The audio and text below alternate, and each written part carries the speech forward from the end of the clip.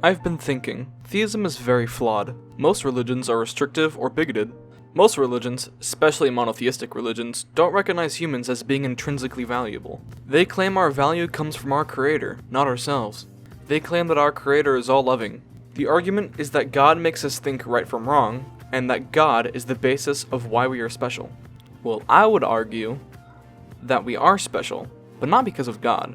I'd even go so far as to say that God is not all-loving.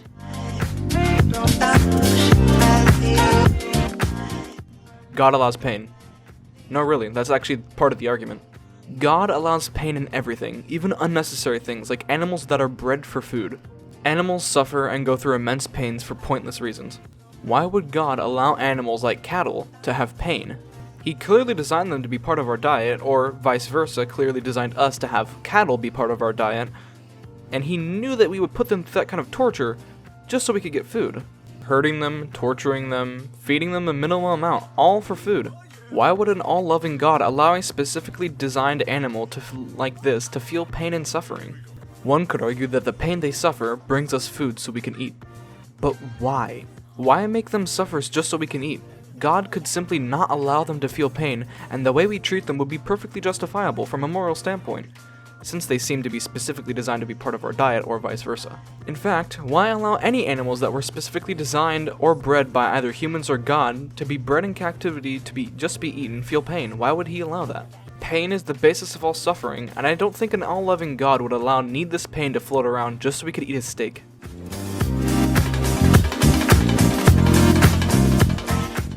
Some Christians claim that the problem of human evil doesn't exist if God doesn't exist. The argument goes as follows. The most we could say about evil, if there were no God, was that we, in our subjective tastes, didn't like it when people did certain things to other people. All of this because God is the standard of objective morality.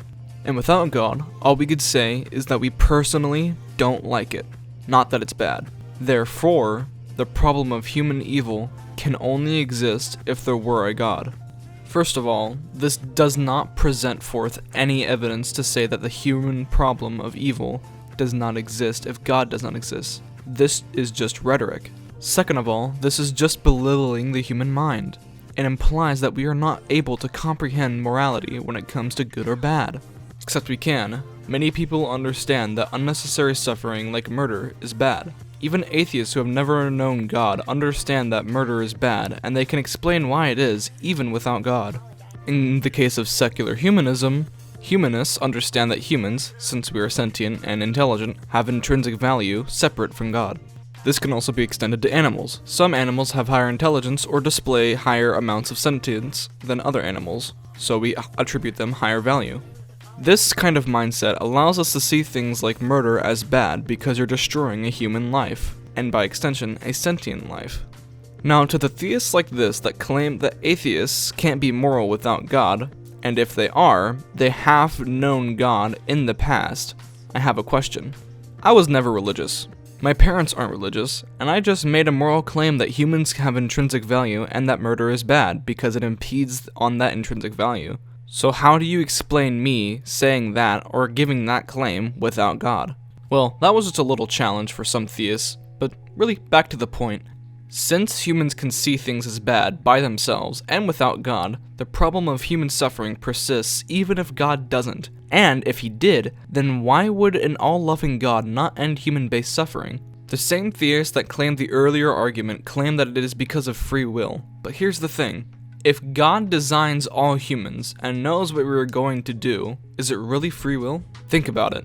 If he knows what we're going to do ahead of time, then how can free will exist? Let me explain. A man commits murder. Theists that claim free will exists will say that he chose to commit murder. But if God knows everything, and everything that he knows is set in stone because he knows everything, then he would know that the man was going to commit murder. And since God knows everything, then God would know whether or not he would choose otherwise. And if God knows that he commits murder, then it was predetermined solely on the basis that God can see the future, which means that on some level it was predetermined, either by time, destiny, or God himself. This implies that free will cannot exist with an omniscient God who can see the future. And if God sees a changing future, then he's not omniscient, because he would be unaware of the final outcome, and therefore not an all-knowing God. So if God is all-knowing, then free will can't exist, because he sees an unchanging future in which the man who committed murder could not have chosen otherwise because it was predetermined by time, destiny, or God.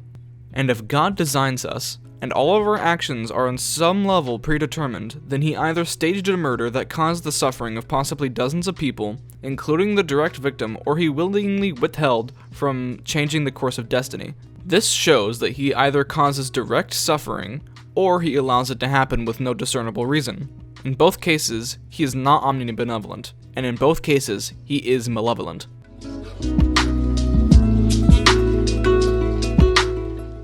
In conclusion, human suffering is allowed by a God who either purposely or unintentionally predetermines our actions, which means that he created suffering for suffering's sake. And he also allows animals to feel unnecessary pain when it brings no better outcome if they were to not feel pain. God is not all-loving.